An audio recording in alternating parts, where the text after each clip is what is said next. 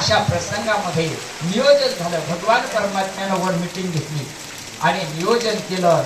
आता आपल्याला अवतराची परिस्थिती निर्माण झाली आणि भूतलावर आपल्याला जायचंय. म्हणून सगळ्यांना बऱ्याच गाड्या पाशिंके राहिलो होत्या सर.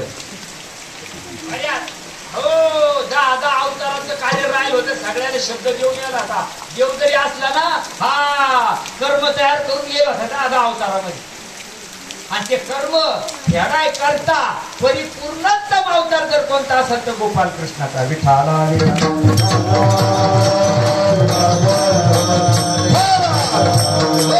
गर्गसंहितेमध्ये 6 आहे, भागवतामध्ये अनंत आहे. परंतु दशक आपल्या शास्त्रामध्ये 10 अवतार सांगितले. 10 अवतारापैकी 8वा अवतार भगवान गोपाल कृष्णाचा होता. अधर्म इतका फोपावला गेला होता, यज्ञ भ्रष्ट झालेले होते, नीतिमत्ता भ्रष्ट झालेली होती. अशा प्रसंगामध्ये विचार करा बरं का, अवतार काय येतो याचं पहिले तुम्हाला सांगतो नियोजन. अवताराला येऊन काय करायचं असतं. एका कार्यार्थमागत्यम कोटी कार्यम चकार. पहिली गोष्ट धर्माची स्थापना, अधर्माचा नाश, साधू संतांचं रक्षण, हे प्रयोजन अवताराचं असतं. विठाला विठाला